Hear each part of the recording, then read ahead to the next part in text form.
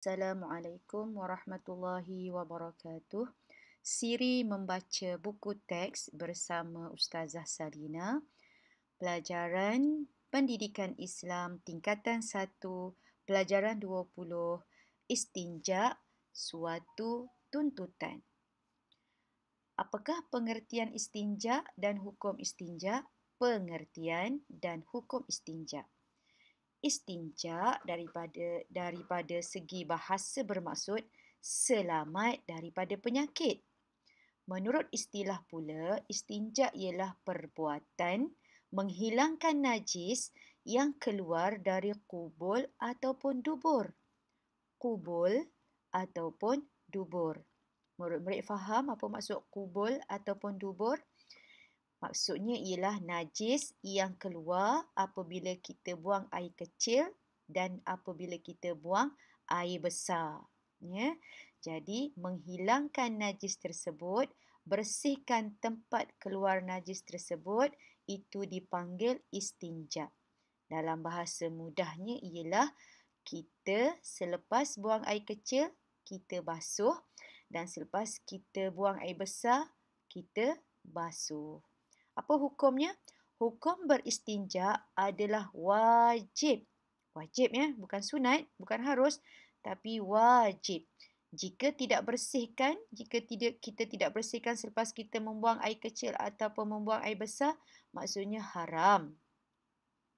Hal ini selaras dengan hadis Rasulullah sallallahu alaihi wasallam an Anas bin Malik radhiyallahu anhu qala كان النبي صلى الله عليه وسلم إذا خرج لحاجته أجيء أنا وغلام معنا إداوة من ماء يعني يستنجي به. Al-Bukhari. Terjemahan. Anas bin Malik radhiyallahu anhu berkata, jika Nabi sallallahu alaihi wasallam keluar untuk qada hajat, maka aku dan budak suruhanku akan membawa bekas berisi air agar baginda dapat beristinja dengannya.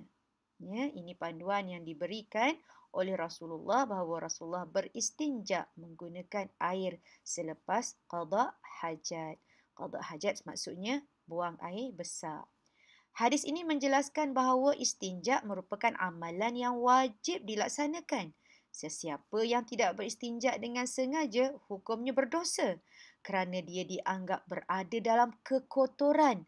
Malahan, ibadat yang dilakukan seperti solat dan tawaf juga tidak sah. Okey. Bila kita tidak beristinja, maksudnya kita masih ada najis dan apabila kita solat, solat tadi tidak sah. Firman Allah Subhanahu wa taala dalam surah At-Taubah iaitu surah ke-9 ayat 108, wallahu yuhibbul mutahhirin. Wallahu yuhibbul mutahhirin. Yang bermaksud dan Allah Subhanahu wa taala menyukai orang-orang yang bersih. Alat-alat istinja. Okey, apakah dia alat-alat istinja? Air merupakan alat yang terbaik untuk beristinja. Kenapa? Kerana air dapat menghilangkan rupa, warna, bau dan rasa najis. Rupanya mungkin berketul ke, cair ke, ya, warnanya kuning, coklat, bau mestilah tak wangi lah kan, bau busuk. Rasa dengan tangan, bukan rasa dengan lidah ya. Rasanya mungkin melekit ke, berlendir ke, ya, itu maksud rasa. Air adalah alat yang terbaik untuk menghilangkan rupa, warna, bau dan rasa najis. Selain itu, batu atau benda kesat juga boleh digunakan untuk beristinja. Maksudnya, alat-alat beristinja ada berapa? Ya, ada 2. Air mutlak. Batu atau benda-benda kesat. Benda kesat, lawannya benda licin. Apa contohnya?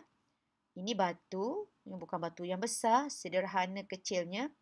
Tisu kesat ya, kertas, bukan kertas yang licin, kertas yang kesat. Kulit kayu, kain, kain yang kesat, daun-daun kering. Kain di sini bukan pakaian, ya, kain.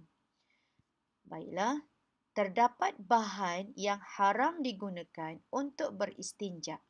Antaranya termasuklah kertas atau bahan yang tertulis ayat Al-Quran atau hadis, nama-nama Allah Subhanahu Wa Taala dan Rasul. Ya, haram menggunakan kertas yang mempunyai tulisan-tulisan ayat-ayat Al-Quran dan juga hadis.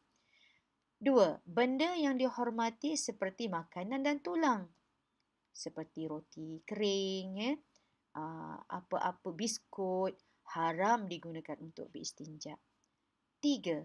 Benda yang berbahaya seperti kaca dan buluh boleh mencederakan. 4. Benda najis atau benda yang terkena najis seperti tahi binatang yang kering. Mungkin kita ingat batu, rupanya tahi kambing. Okey, najis, haram digunakan. 5. Benda yang bernilai seperti emas, perak dan sutera. Walau kaya bagaimanapun kita, jangan menggunakan benda-benda ini untuk beristinja.